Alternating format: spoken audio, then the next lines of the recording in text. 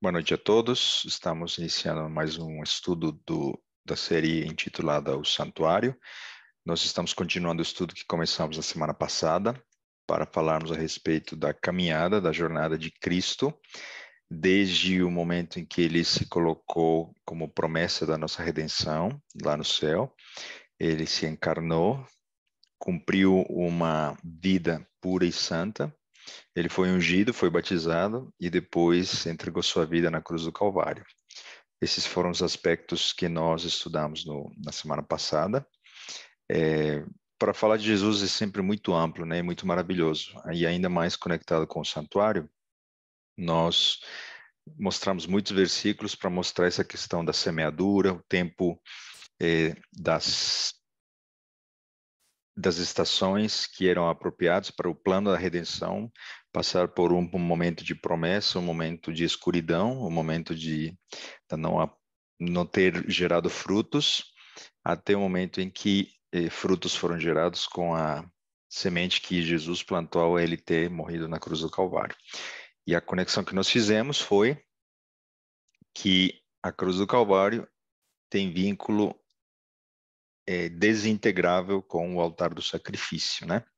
Parece óbvio, mas nós mostramos muito mais conteúdo para chegarmos nessa conclusão. De maneira que hoje nós vamos para a segunda parte. Nós creio eu que chegaremos a ter todos os móveis do lugar santo, e na semana que vem nós falaremos sobre os móveis e o simbolismo do lugar santíssimo. Jesus caminhando e percorrendo, executando o plano da salvação, ok? Então, como sempre, nós abrimos a Bíblia e para isso nós não podemos iniciar sem pedir a presença do Espírito Santo. Vou pedir a Ivânia para que ela possa orar por nós, por favor. Oremos. Grandioso Deus e eterno Pai, nesta noite nós queremos te agradecer pela oportunidade que temos de estarmos aqui estudando a tua palavra.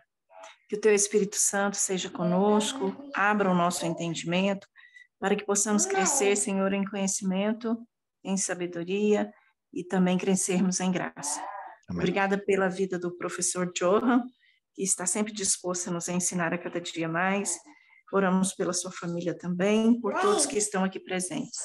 Obrigada pela oportunidade mais uma vez. Oramos agradecidos em nome e por amor de Jesus. Amém. Amém. Amém. Obrigado. Muito bem.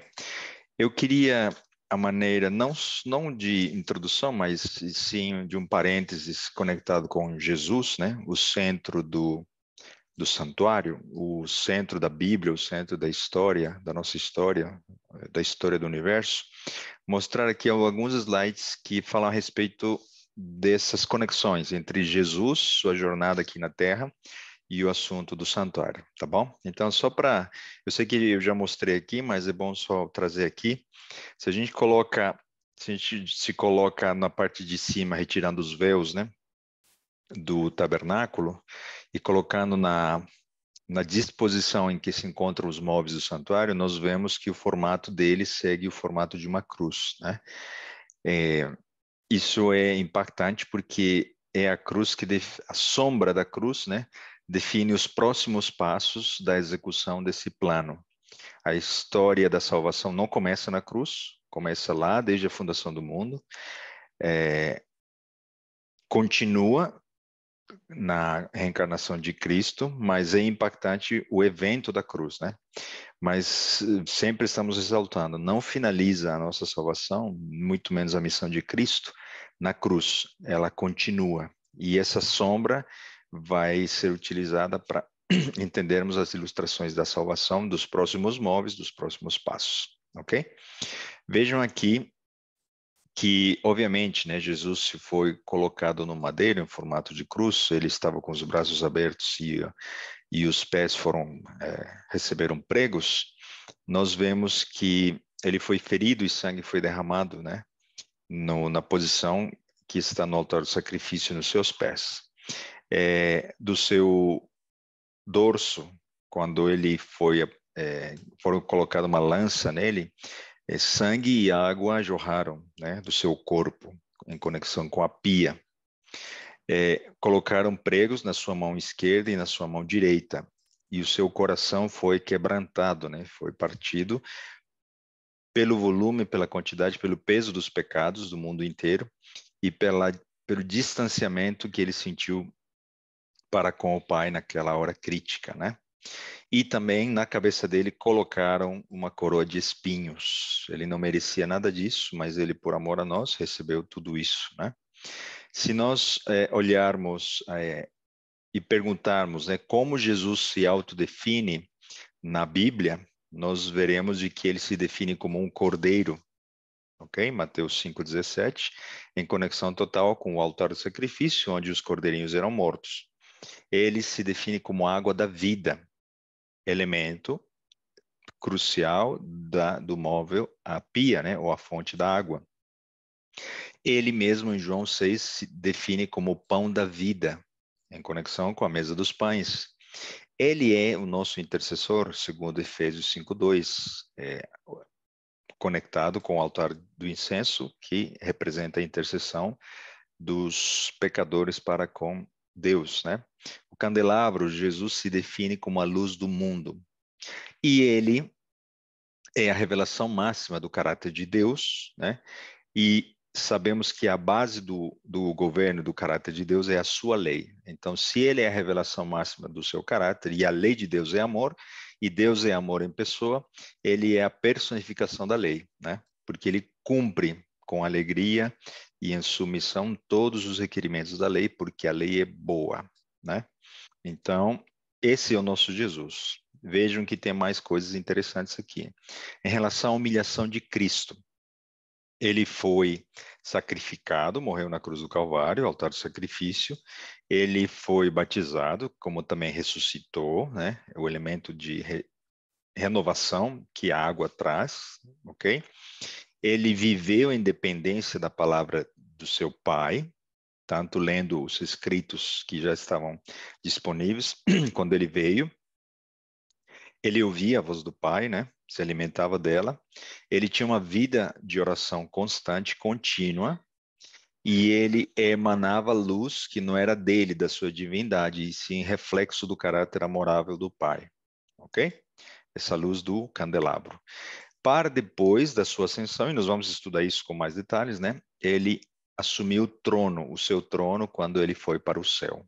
Ok? Lembrando que a Arca do Concerto está vinculada com o trono de Deus. Tá bom? A ascensão de Cristo, né? Ele é sacrificado na cruz, é ressuscitado, batizado e purificado. Ele foi para o céu para poder enviar o Espírito Santo para que ainda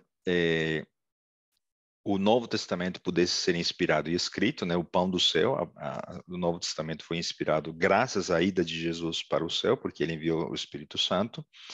Então, ele começou a sua função de intercessor, e ele, enviando o Espírito Santo, permitiu que esse Espírito Santo desse poder aos seus discípulos, seguidores, para iluminar o mundo com esse testemunho, né?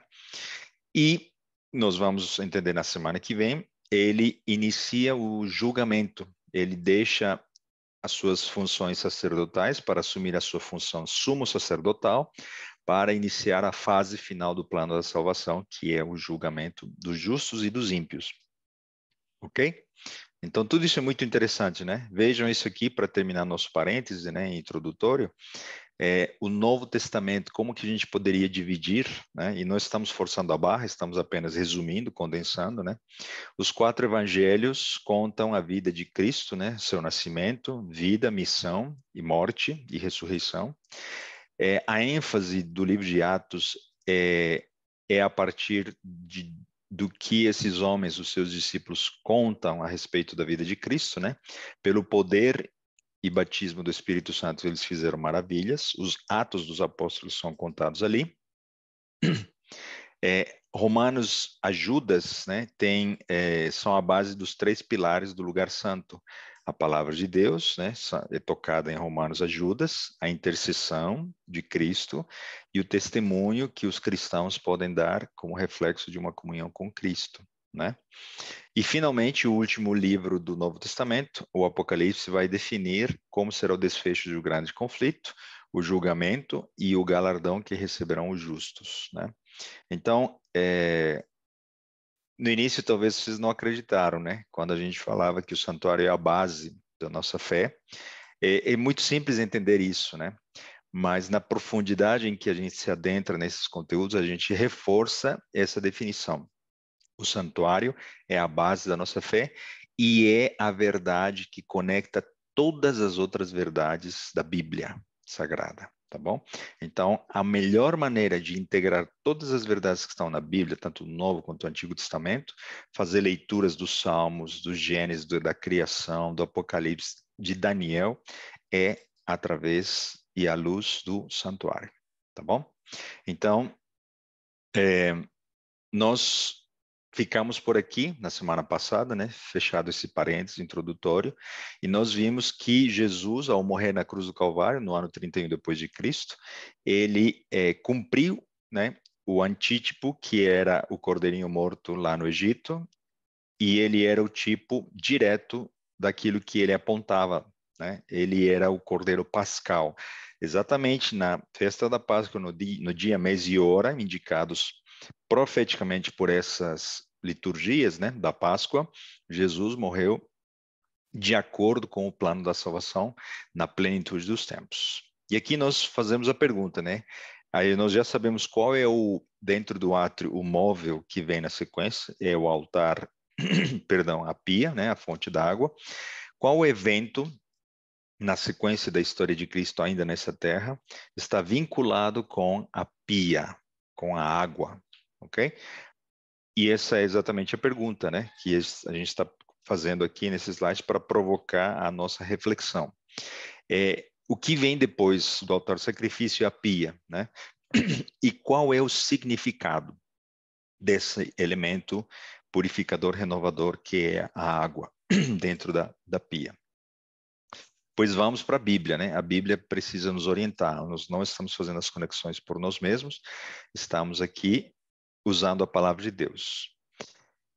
Tiago 3, 4 e 5 diz: Mas quando apareceu a benignidade e amor de Deus, nosso Salvador, para com os homens, não pelas obras de justiça que houvéssemos feito, mas segundo a sua misericórdia, nos salvou pela lavagem da regeneração e da renovação do Espírito Santo.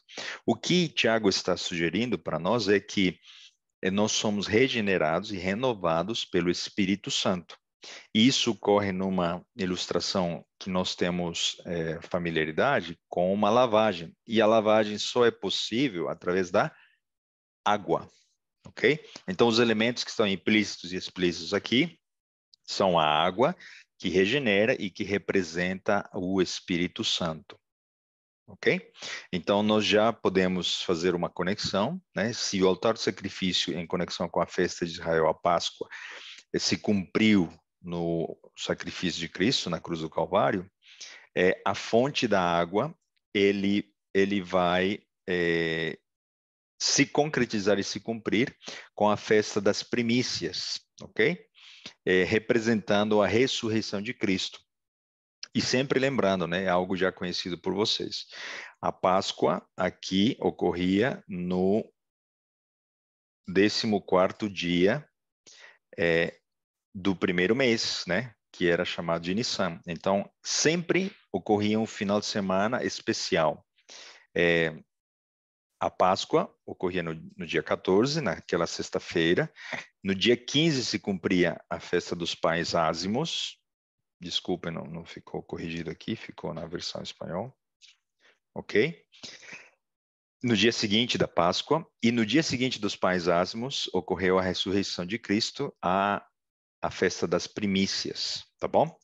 Então, aqui nós já conectamos os pais ázimos, né, com a mesa dos pães, não só pela palavra-chave, mas pelo fato e nós já estudamos isso, só estamos recapitulando, né? O corpo de Cristo permaneceu puro, descansando naquele sábado, sem mancha, né? Sem fermento, sem presença de pecado, do ponto de vista espiritual, biológico, etc. Tá bom?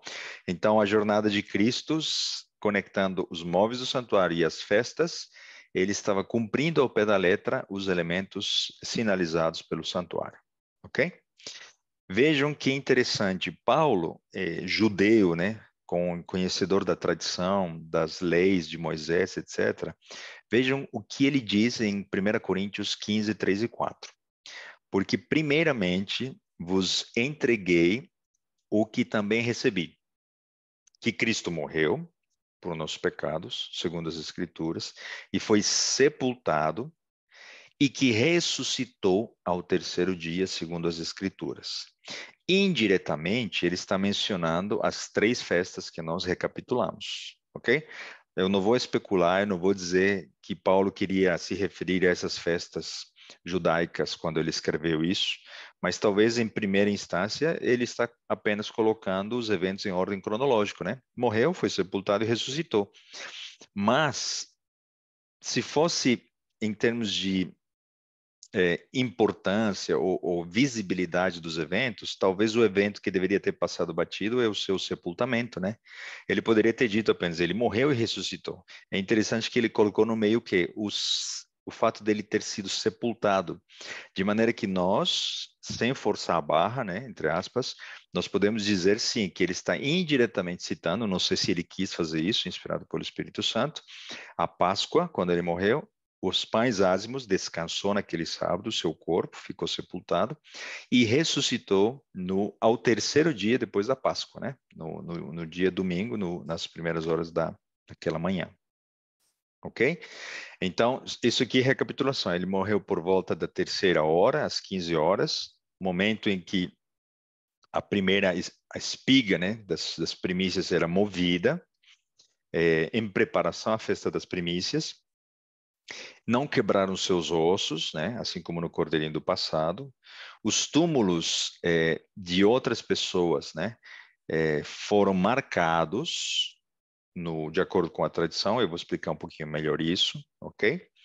De maneira que quando Jesus ressuscitou, ele chamou junto aqueles que tinham sido marcados como sendo a espiga que definiria os primeiros frutos da ressurreição daqueles que estiveram mortos, ok?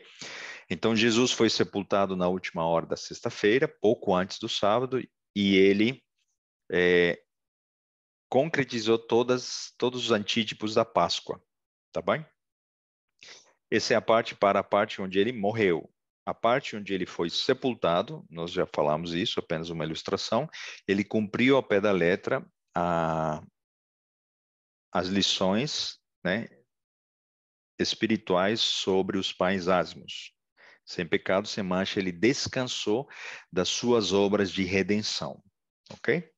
Assim como na criação, ele descansou no sábado das suas obras da criação, naquele sábado dos pães ázimos, ele descansou das suas obras da redenção. 1 Pedro 3:8 vai falar algo muito interessante. Porque também Cristo padeceu uma vez pelos pecados, o justo pelos injustos, para levar-nos a Deus, mortificado, na verdade, na carne, mas vivificado pelo Espírito. Vivificado em que termos? Se ele está falando que foi morto, né? E depois ele ressuscitou, por qual meio ele ressuscitou? Ele tornou a viver? Pelo poder do Espírito, né? Nós sabemos que Deus, né, a divindade, são seres espirituais, tá? É nessa perspectiva que estamos analisando aqui.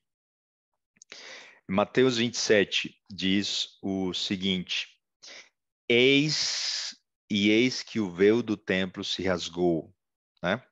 Em dois, de alto a baixo, e tremeu a terra, e fenderam-se as pedras, e abriram-se os sepulcros, e muitos corpos dos santos que dormiam foram ressuscitados. A ênfase no estudo da Páscoa, quando nós fizemos, era que ele cumpriu ao pé da letra e o véu se rasgou e cessaram os sacrifícios dos cordeiros, né? Mas agora, já que estamos avançando na linha do tempo, a ênfase agora é o quê? Jesus ressuscitou, vivificado pelo Espírito, e junto com ele, porque havia tanto poder emanando da vida dele, né? E por que já estavam demarcados aqueles que ressuscitariam com ele, algumas pessoas que dormiam, porque Jesus sempre comparou a morte com o sono, foram ressuscitados. E saindo dos sepulcros, depois da ressurreição dele, entraram na Cidade Santa e apareceram a muitos. foi visível, muitos reconheceram aquelas pessoas, aqueles personagens, e isso foi um grande testemunho, né? Por isso que ganhou muita força a história verídica, pois os discípulos tinham presenciado quando eles se encontraram com Jesus, já ressuscitado, né? Toda a história que eles vieram a contar depois, pela ação do Espírito Santo na vida deles, não é? Vejam o que diz Ellen White no livro Desejado de Todas as Nações, na página 785, 786. Muitos tinham ouvido falar do testemunho dos soldados quanto à ressurreição de Cristo.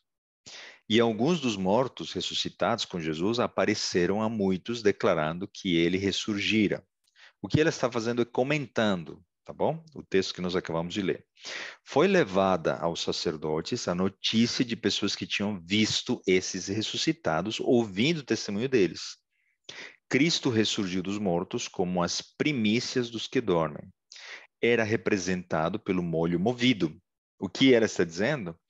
Aqui, esse pequeno grupo, um primeiro fruto de ressuscitados, está representando um feixe, um pequeno pedaço, um pequeno grupo de espigas de trigo, né? Chamado de molho, que era movido em que sentido? Apresentado, tá? E sua ressurreição teve lugar no próprio dia em que o mesmo deveria ser apresentado perante o Senhor. Quem? Jesus, depois de ressuscitado, ele tinha que se apresentar perante o Pai, tá? Por mais de 1000 anos, esta simbólica cerimônia fora realizada. Então, de novo, né? Todos os elementos simbólicos do santuário apontam para Cristo. Todos os elementos da liturgia das festas apontam para Cristo. Algum aspecto da vida e da missão e do plano da salvação que ele veio cumprir. E neste caso, o que nós já sabemos pelas festas que estudamos, né, é que o feixe apresentado como primícias está em conexão com o primeiro grupo de pessoas que ressuscitaram junto com ele. Das searas colhiam-se as primeiras espigas de grãos maduros. E quando o povo subia a Jerusalém por ocasião da Páscoa, o molho das primícias era movido como uma oferta de ações de graças perante o Senhor, agradecendo pela chuva, pelas bênçãos, né, recebidas naquela estação, etc. Enquanto essa oferenda não fosse apresentada, a foice não podia ser metida aos cereais, nem estes ser reunidos em molhos. Perceberam? Era uma sequência. Para que a colheita maior ocorresse, era necessário agradecer ao Senhor pela provisão da chuva, do mantimento, antes de iniciar a colheita maior. Assim, Cristo, as primícias, o que Ellen White está dizendo é parafraseando o que Paulo disse, né? Cristo, sinônimo das primícias, representava a grande colheita espiritual para o reino de Deus. Sua ressurreição é o tipo e o penhor da ressurreição de todos os justos mortos, porque assim também os que em Jesus dormem, Deus os tornará a trazer com ele. Se isso ocorreu no passado e ainda vai ocorrer no futuro, por ocasião da segunda vinda de Jesus, nós podemos confiar que assim será pelo poder de Deus, né? Quando Cristo ressurgiu, trouxe do sepulcro uma multidão de cativos. O terremoto, por ocasião da sua morte, abrira-lhes o sepulcro e, ao ressuscitar ele, ressurgiram juntamente. Eram os que haviam colaborado com Deus e que, à custa da própria vida, tinham dado testemunho da verdade. Agora deviam ser testemunhas daquele que os ressuscitara dos mortos. Não é dado nome, não é dito quem são essas pessoas. Ellen White não arrisca especular ou dizer nada disso, mas ela só está comentando o texto que nós lemos anteriormente. Talvez alguns dos personagens, patriarcas, algum rei, não sabemos, eles tenham ressuscitado junto com Cristo, ok?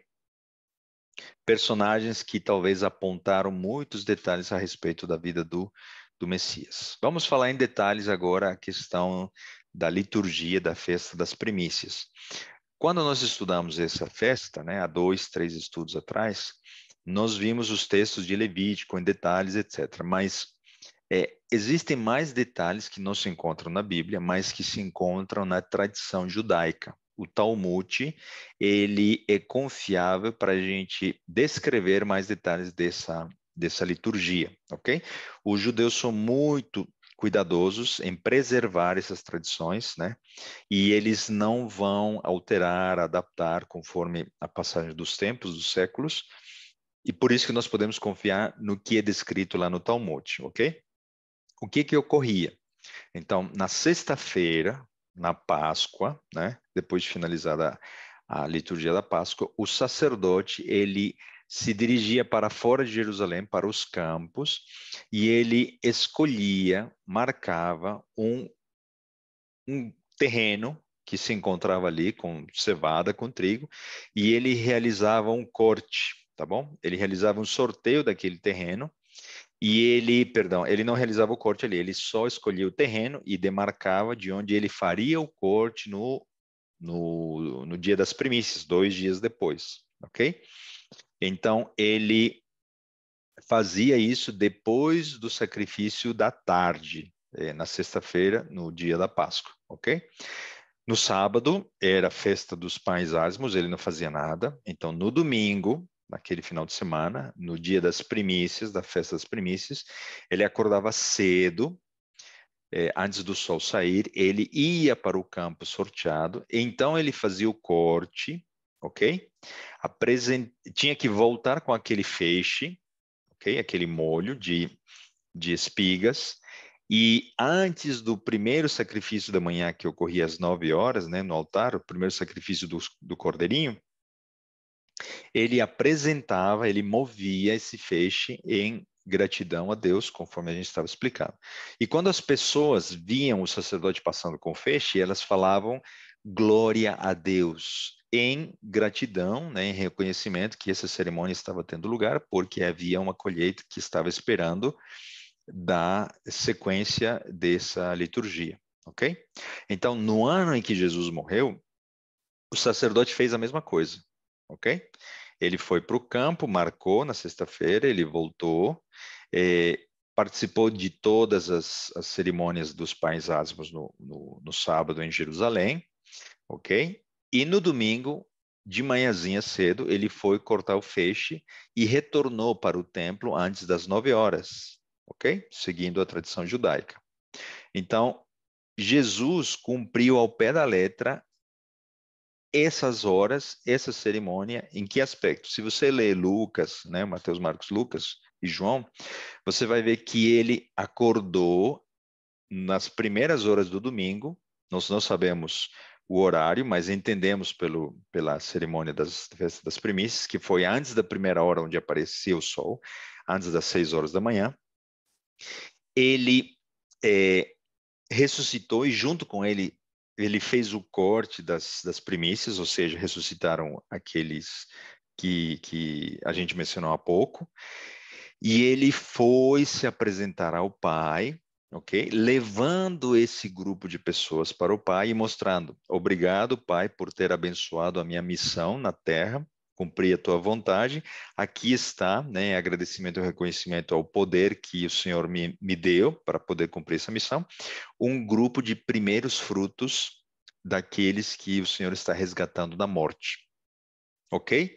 Então ele voltou na mesma manhã de domingo para se apresentar agora, né, já que tinham entrado em contato e se apresentado ao Pai, ele poderia ser tocado. Por isso que existe aquele texto, quando ele se apresenta, eu vou ler aqui, diante de Maria, né, e ele disse o seguinte, né, e no primeiro dia da semana, Maria Madalena foi ao sepulcro de madrugada, sendo ainda escuro, e viu a pedra retirada do sepulcro. E disseram-lhe eles: mulher, por que choras? Eles quem? Os anjos, né, que estavam lá.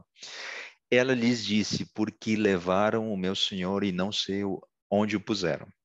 E tendo dito isto, voltou-se para trás e viu Jesus em pé, mas não sabia que era Jesus. Esse domingo, logo cedinho, já era a festa das primícias, ok? Disse-lhe Jesus, encontrando com ela, perdão, mulher, por que choras? quem buscas? Ela, cuidando ou achando, né, que era o hortelão, disse-lhe: Senhor, se tu o levaste, dize-me onde o puseste, né? E eu o levarei. Disse-lhe Jesus: Maria. E aí ele, pela entoação de voz, ela reconheceu, né? E ela, voltando-se, disse-lhe: Rabone, que quer dizer mestre. Na sequência, o que ela vai dizer? Disse-lhe Jesus: Não me detenhas, porque ainda não subi para meu Pai, mas vai para os meus irmãos e dize-lhes que eu subo para o meu Pai e vosso Pai, meu Deus e vosso Deus. Essa ilustração é intencional para mostrar, né, personagens aqui que representam a Maria Madalena e a Jesus. Porém, a ilustração está errada, né? Porque Jesus não tocou em Maria naquela cena, porque ele ainda não tinha se apresentado diante do Pai, ok? Então, ele proferiu essas palavras, subiu ao Pai e ele retornou para se apresentar antes do primeiro cordeirinho ser sacrificado das 9 horas da manhã, né? Para demonstrar e já então poder ser tocado, para ele poder conversar a caminho de Emaús, né, com os seus discípulos e posteriormente aparecer diante dos seus outros amigos e discípulos, tá bom? Então é muito interessante tudo isso, essa sequência de eventos, porque Jesus está aqui já demonstrando através dos primeiros frutos, o primeiro feixe de primícias, que ele estava retirando das mãos de Satanás aqueles que tinham ido para o sepulcro, né? E esse grupo foi apresentado como troféu do seu poder e da sua graça salvadoras, tá bom? Então, a gente já usou esse texto, né? Em outros momentos, mas sempre reforçando é muito importante. Paulo diz: mas de fato Cristo ressuscitou dentre os mortos e foi feito as primícias dos que dormem. Ou seja, ele não foi o primeiro a ressuscitar. Outros personagens ressuscitaram no passado, pelo poder de Deus, obviamente, né? Elias ressuscitou pelo poder, né? Uma criança, Eliseu, o próprio Moisés. Mas o mais importante de todos, né? Como principal, primordial, como primícia, foi a ressurreição de Cristo. Porque assim como a morte veio por um homem, também a ressurreição dos mortos veio por um homem. Porque assim como todos morrem em Adão, assim também todos serão vivificados em Cristo. Mas para cada um por sua ordem, Cristo, as primícias, depois os que são de Cristo na sua vinda. Ou seja, Paulo já está apontando aqui que vai ocorrer uma segunda ressurreição, uma ressurreição muito maior, muito mais ampla, porque a primeira é apenas um feixe, uma representação pálida da verdadeira colheita, né, em abundância que vai ocorrer quando Jesus voltar. Se você tem um ser querido, eu tenho avós, tenho parentes que se foram, e se você tem alguém que morreu em Cristo Jesus, esse querido seu vai ressuscitar e em nome de Jesus ele será ressuscitado para ser apresentado, né, ser levado junto com Cristo para os céus, né, numa colheita maior e futura. Então, estamos sempre mostrando, né,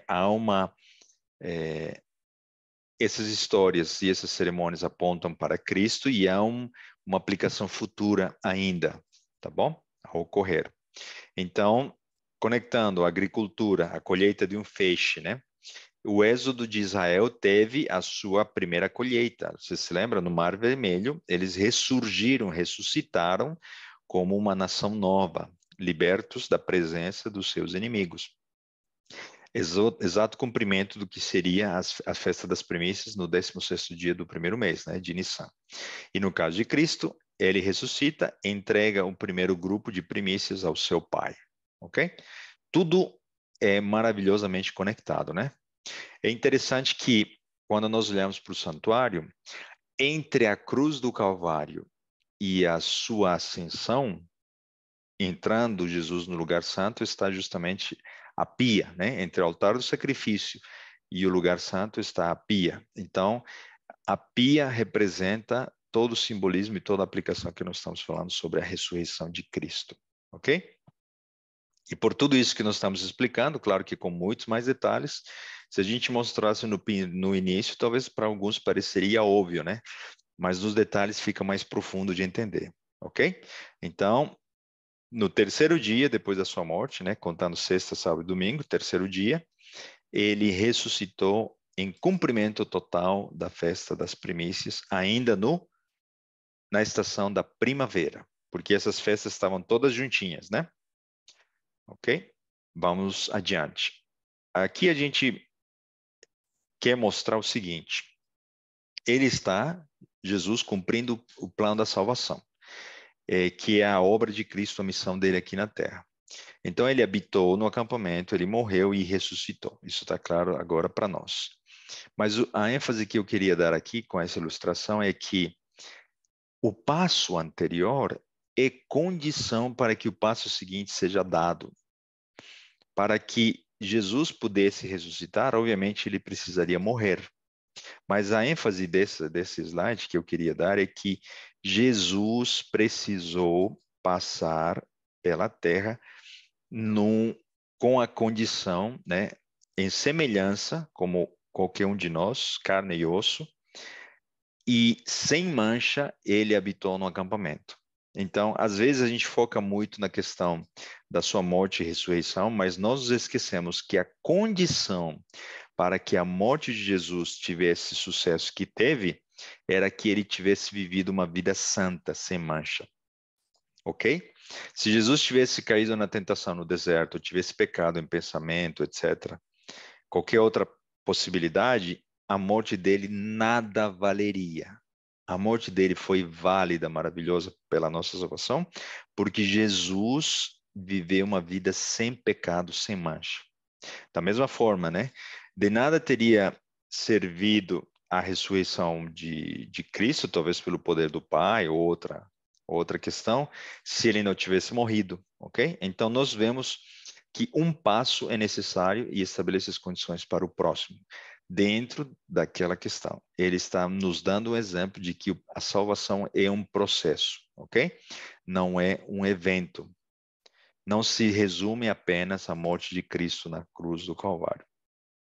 Então, decorrente disso, né, ainda falando dos elementos da salvação no átrio, será que nós podemos dizer que Jesus perdoou todos os pecados do mundo na cruz do Calvário? Quando nós lemos os textos de forma superficial, nós podemos até dizer e responder que sim. Mas à luz do santuário e com os textos da Bíblia, na verdade, ele não perdoou todos os pecados do mundo na cruz do Calvário. O que ele fez foi ter feito uma provisão. Ele pagou o preço necessário para o perdão de todos os pecados, os que já tinham sido cometidos e os que seriam cometidos por aqueles que viriam depois dele. Ele assinou o cheque que permitisse que esses pecados, né, meus, depois dele ter existido, seus e todos da humanidade, fossem pagos. Então, a provisão para o perdão de toda a humanidade foi feita, ok? Mas o perdão, ele é acessível quando a pessoa aceita, quando a pessoa abre o presente, que é a salvação entregue pela graça e misericórdia de Deus, tá bom? Então, é necessário finalizar o processo, nos arrependermos, entregarmos nossa vida a Deus, confessar os nossos pecados, mudar de vida, tudo pelo poder dele, né, pelo Espírito, porque nada de bons surge de nós. E por isso que cada coisa, cada elemento, arrependimento, perdão e confissão tem a sua função e não na ordem oposta ou com a condição condicional que às vezes a gente coloca, tá? E a gente não deveria, ok?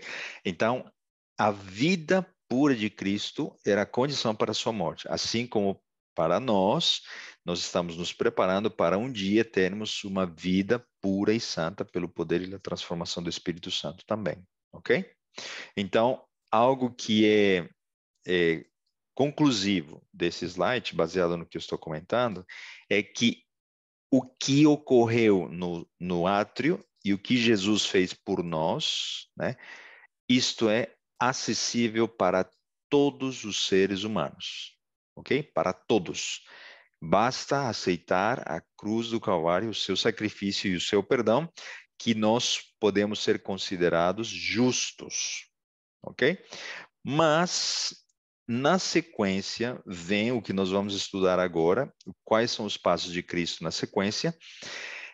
Os elementos que nós vamos ver aqui, o pão, a Bíblia, o Espírito Santo, o testemunho e a oração, a intercessão, somente são acessíveis para aqueles que pedem. Jesus não está mais entre nós, ele está no lugar santo, passou pelo lugar santo, né? Hoje está no lugar santíssimo, né? Mas quando você entrou no tabernáculo, então não, os elementos que estão aqui da salvação não são mais disponíveis para o mundo inteiro. Ok? Então, que fique claro isso. Esses elementos que são na sequência passos da salvação, desse processo, estão apenas disponíveis para aqueles que pedem, para aqueles que orando, solicitam, clamam, suplicam, por essas bênçãos que permitem a transformação do caráter. Ok? Então, vejam que Deus aqui não é seletivo, muito menos aqui. É apenas, ele está dando a opção de que em liberdade cada um siga o caminho que escolheu, após ter sido tocado pela entrega e pela vida de Cristo na cruz do Calvário. Ok? Então, isso é importante, tá bom? Para a gente entender de que não tudo foi resolvido na cruz do Calvário. Foi resolvida o quê? A provisão. Mas não basta dizer, né? Senhor, Senhor, em teu nome expelimos demônios. O próprio Cristo dirá: eu não te conheço, eu não tive comunhão contigo através da palavra de Deus, da oração e do testemunho. Eu não te conheço, ok? Então, se a salvação se resumisse na cruz, por que havia necessidade de Cristo se dirigir ao lugar santo? Qual parte da salvação desse processo terminou na cruz e qual parte continua no lugar santo? Por que Jesus disse está consumado? Será que ele se referia à consumação do plano da salvação por inteiro ou a uma parte dessa? Está consumado o quê? Apaga o salário do pecado. Os milhões e milhões e milhões de dólares para pagar essa conta incalculável que é os meus e os seus pecados da humanidade toda foram pagos. Isso foi consumado. Tá bom? Então, precisamos entender qual parte da salvação ficou na cruz e qual parte do processo se inicia no lugar santo. Tá bom? Então, a intercessão se inicia e continua, e isso é necessário dentro do plano da salvação, e isso é tão importante como a cruz, tá bom? No aspecto da transformação que deve ocorrer naqueles que acreditam em Cristo. Então, deixando o átrio para trás, né? O altar do sacrifício e a pia, a fonte d'água, Jesus passaria para qual compartimento? A resposta está na ilustração, né? Onde foi Jesus depois de ressuscitar? Ele passou 40 dias com seus discípulos, mas ele foi o quê? Ele ascendeu aos céus, né? Qual é o móvel que vem depois da pia? Será que nós podemos responder? Vamos utilizar a Bíblia para responder. Será que vai ser a mesa dos pães, o altar de incenso ou o candelabro? A própria Bíblia vai nos responder. Vejam o que diz Apocalipse 1, 12 e 13. E virei-me para ver quem falava comigo. João em visão, tá? E virando-me, vi 7 castiçais de ouro. O número 7 condiz com o número de braços do altar, do candelabro, perdão. Neste caso, eles não se encontram num único tronco. Eles estão os castiçais separados, ok? Mas faz referência total ao candelabro. E no meio dos 7 castiçais, um semelhante ao Filho do Homem. Quem é? Jesus. Vestido até os pés de uma roupa comprida e cingindo pelos peitos com um cinto de ouro. O que João, o discípulo amado, está vendo? Olha, se ele se despediu de mim e agora ele está lá no céu, então ele está adentrando no lugar santo, no meio da luz iluminada pelos braços do candelabro, ok? No santuário celestial, obviamente, tá? Então, ele está ali para cumprir a cerimônia referente ao altar, perdão, ao candelabro. O azeite, representando o Espírito Santo, deveria ser derramado sobre os seus discípulos, porque ele fez uma promessa que ele enviaria o Consolador, idêntico a ele, né? Em poder, em amor, etc. O Espírito Santo deveria vir para esta terra para poder dar poder, para iluminar, ser a luz que o candelabro exemplificava, tá bom? Então, esses elementos eram necessários que fossem mostrados e cumpridos naquele momento, na sequência. Ok? Então, o altar do sacrifício, perdão, o candelabro, o azeite representa o Espírito Santo, que seria derramado em qual festa? Você se lembra dos 50 dias que nós estudamos naquela época, né? Então, Jesus, ele ficou 40 dias com seus discípulos, ele ascendeu aos céus e ele ficou 10 dias lá nos céus, preparando-se para a cerimônia do candelabro e para derramar o Espírito Santo, exatamente para esperar os 50 dias após, né, as cerimônias das primeiras festas da primavera, ok? 50 dias após a festa das primícias, o Espírito Santo estava sendo derramado em cumprimento exato aos elementos do candelabro e a da festa do Pentecostes, ok? Então, quando Jesus disse, né, eu sou a luz do mundo, é porque seu Espírito Santo foi derramado aos seus discípulos e eles poderiam agora refletir o mesmo caráter, tá bom? De maneira que ele disse, eu sou a luz do mundo, e depois disse o quê? Vós sois a luz do mundo, tá bom? Através do poder do Espírito Santo. Então, agora vamos iniciar uma análise bem rápida aqui do que Paulo diz em Atos. Vejam a sequência, é muito interessante isso daqui. E cumprindo-se o dia de Pentecostes, Paulo descrevendo, né? Estavam todos unânimes no mesmo lugar. E de repente veio do céu um som, como de um vento, um espírito, né? O Espírito Santo. Pneuma, né? Pneuma é ar, né? É vento. Veemente e impetuoso, e encheu toda a casa em que estavam assentados. Ok? O vento assopra onde quer, e ouves a sua voz, mas não sabes de onde vem, nem para onde vai. Assim é todo aquele que é nascido do Espírito. É o texto que nos informa que vento, nesta aplicação de Atos, é o Espírito, né? O Espírito Santo, ok? Nada novo até aqui. Vejam na sequência. E foram vistas por eles, os discípulos que estavam ali unânimes, línguas repartidas, como que de fogo, as quais pousaram sobre cada um deles. Agora, fogo, elemento do candelabro, certo? Vejam o que diz aqui agora, Atos 1. Mas recebereis a virtude do Espírito Santo que há de vir sobre vós, e me sereis testemunhas, tanto em Jerusalém como em toda a Judeia e Samaria, até os confins da terra. Eu já falei isso, talvez vai ficar repetitivo, mas é necessário conectar.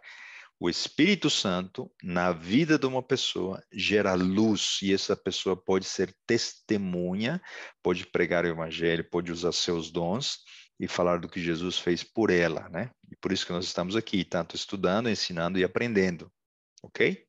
Então, a luz é necessária na vida daquele que aceitou o sacrifício de Cristo na cruz do Calvário. Quem aceita o sacrifício da cruz, ele não esconde, não fica com essa verdade para si, ele conta ao mundo o que Jesus fez. É muito natural, é recorrente, né? É muito lógico essa questão do processo da salvação, ok? Então, aqui nós vemos e sabemos que houve uma colheita, né? Uma primeira colheita que, neste caso, fala do derramamento do Espírito Santo para com as pessoas que estavam ali, ok? Aqueles que foram transformados e começaram a falar em línguas. Vejam o que diz João 4,35. Não dizeis vós que ainda há 4 meses até que venha a ceifa? Eis que eu vos digo, levantai os vossos olhos e vede as terras que já estão brancas para a ceifa. As terras são os campos, né? Com as plantações que representam as pessoas. Já estão prontas, maduras para quê? Para a ceifa, ou seja, o trigo, o alimento, o sustento já poderia ser colhido, ok? Então, uma primeira colheita ocorreu na ocasião das primícias, e uma colheita, não de pessoas que ressuscitaram, mas sim uma colheita de pessoas que foram transformadas pelo poder do Espírito Santo, ocorreu na festa do Pentecostes, em alusão ao candelabro. Exatamente 50 dias depois das primícias, Jesus envia o Espírito Santo, ok? De maneira que agora temos condições de entender que alguns 40 dias depois, no mesmo ano, Jesus ascende ao céu, ele entra no lugar santo. 10 dias depois de preparação para essa cerimônia, ele envia o Espírito Santo. Ok? Então aqui nós temos na sequência a Páscoa, as primícias e o Pentecostes, as festas da primavera sendo cumpridas por Jesus na sua caminhada em cumprimento do plano da salvação. Ok? Então aqui eu queria terminar o estudo de hoje dizendo que, por questões didáticas, né, a gente vai dividir os elementos da mesa dos pães. Nós vamos falar o que representa a mesa dos pães. Eu vou mostrar e vou provar para vocês de que o trono de Deus também se encontra no lugar santo. Ele é um trono dinâmico, assim como Ezequiel viu em visão, né? E ele também está posteriormente acompanhando seu filho no plano da salvação. O trono do Pai está também no lugar santíssimo, ok? Porque Deus trabalha pela nossa salvação, não é um trono estático. Nós vamos falar a respeito dos elementos do altar de incenso e o momento, o ano, a profecia que descreve a mudança de Jesus saindo do lugar santo para o lugar santíssimo. Isso já é conhecido, nós já estudamos em outras séries, no livro de Daniel, já vimos a profecia também quando Jesus cumpriu todos os elementos da Páscoa, etc., mas vamos só recapitular, né? Assim como nós inferimos que ano Jesus entrou no lugar santo, nós também sabemos pela profecia de Daniel que ano ele entrou no lugar santíssimo, ok? Então, aguardem o nosso próximo estudo. A gente precisou dividir em 3 partes para não esquecer e não perder nenhum detalhe. O que é importante para nós, né? Creio eu que ficou o convite sendo dado implicitamente. Nós precisamos não nos conformarmos com o que ocorreu no átrio. Como parte da nossa salvação, nós precisamos pedir, clamar pela presença do Espírito Santo nas nossas vidas, porque somente por ele e pelo seu poder poderemos ser testemunhas vivas, né, pedras vivas, do que Jesus fez por nós no nosso ser. Irradiamos gratidão, alegria, porque Jesus transformou nossa vida, deu um sentido para a nossa existência. Estamos contando isso para os outros, temos alegria, não temos medo, receio de falar isso ao mundo, aos nossos familiares, nossos amigos, né?